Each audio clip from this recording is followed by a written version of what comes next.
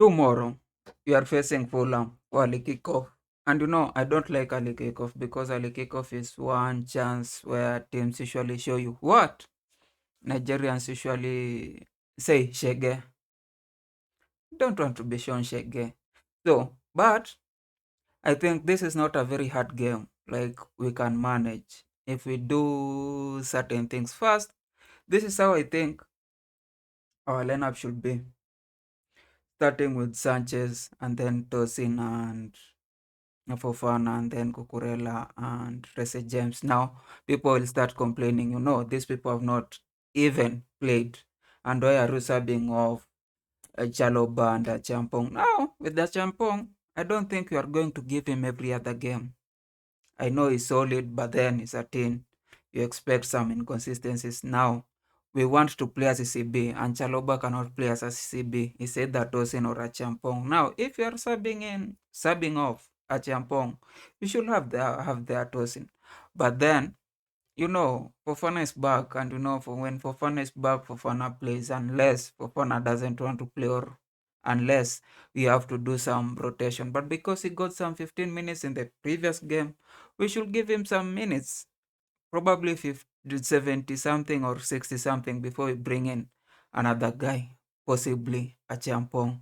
And then this other guys is given Caicedo, Enzo, Palma, then Pedro, Gittens. If there's any change, it should be Pedro on the left wing, then you have Gittens on the right wing, and then Pedro. Unless you have to play with Delap. But I think this is the formation that we should use. And it's because I've done some what do we call it? Some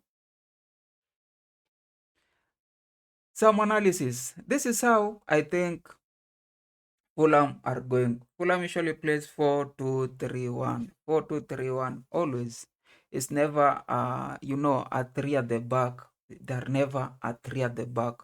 So you can find a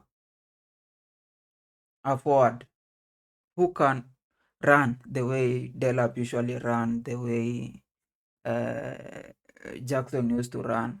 But then it gets difficult because Anderson is a huge guy, Bassi is a huge guy, and Badge and Lukic, and they are going to defend the entire game. So if they're going to defend the entire game, possibly you'll want somebody who, if they get a chance, they can score. And you'll also want some creativity just around the D area because, you know, most of the game, it will be something like this one. Harry Wilson, he will be defending. Most of the game, it will be something like this one. Now, if you get somebody who's just disturbing people, but if they get a chance, they will not possibly score. It might be difficult. I've seen it with the way they played with versus Brighton. I've seen it the way they play versus Man United. I've seen it the way they play against fullback. You need somebody who can run throughout because Basi sometimes usually run forward and then he comes back, but they are a solid team. Now, for you to score, I think, I don't know. Okay, I've shown. This is how they were against Brighton. You see, it's the same. It's the same thing. And this is how they were against Man United.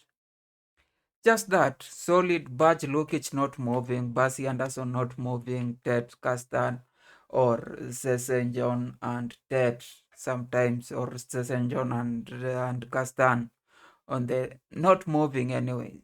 Lukic and Badge not moving. So it's always either you will be coming in front or back. And the way they're arranged, like for instance in Man United, you see how they had Sesenjon Musa, right? It's a left back just playing there.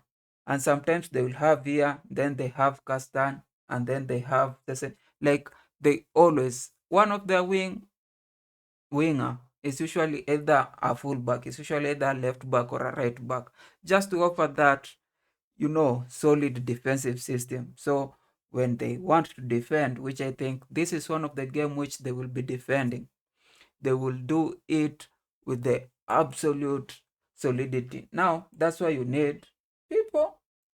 That's why you need people who can offer at least some kind of creativity. Somebody who can, you know, do some bit one, two, or three, or even depend on a penalty to just get through this Fulham team. Some people, when you say that, they'll always be like, you know what, we should not be depending on a penalty. But the way this team has been playing, not just this year, even last year, they were solid. And Brighton had to use a penalty. Man United got a penalty, but they skived it off. And there's always a chance that we must or we have to probably get a penalty, because they'll never let you just pass through them. That's why I think if we don't have, we might as well as use Neto on the left wing and then uh, Esteva on the right wing. Now, I have certain screenshot.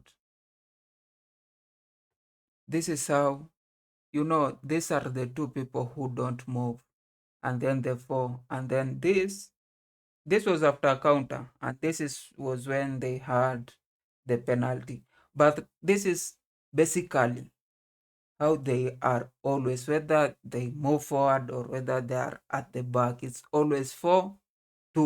Those people are not moving. These four guys and the two guys, Lukic and Batch, are not moving. So the only guys who are moving are either Iwobi here, either moving here, and Harry Wilson moving around, and then Moniz, and then King. These are the guys who only move. So the only way they can hurt us is through either a free kick, a corner, or a counter. And now, if we have tossing and we are getting enough of the balls, we have proved now for some time now that we don't get counter-attacked easily. Now, the only thing they're going to depend on is either a corner. But that means we have to score. So if these guys are coming in, we don't really need to be to depend on our defenders much. So we can still do that three, which we usually do. I think that will be the average position for our defenders. Kurela, Tosin, Fofana, and I think Rez and Caicedo probably here. Then we have Enzo moving, just offering, just pushing them to the edge.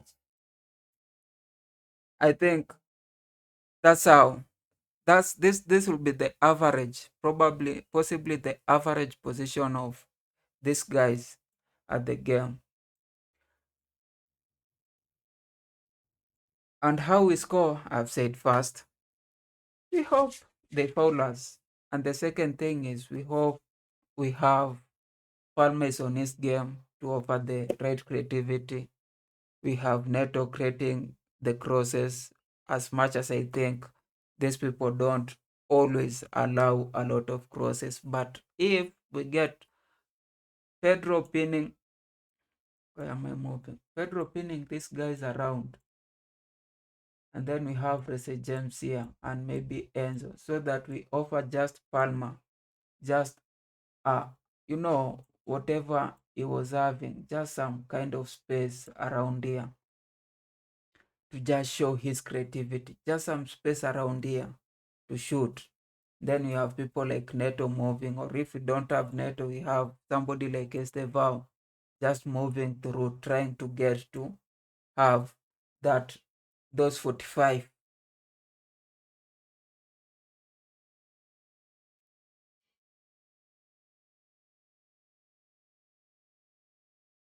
Why that 45? Those 45. But he has to be moving from And then Pedro, whenever he gets something, he scores. And then Enzo will be just pushing. If Enzo is pushing Anderson, Pedro is pushing Basi, and then Reece James and Caicedo are, Cucurella might be here, and then Gittens is usually just around doing some things around Ted.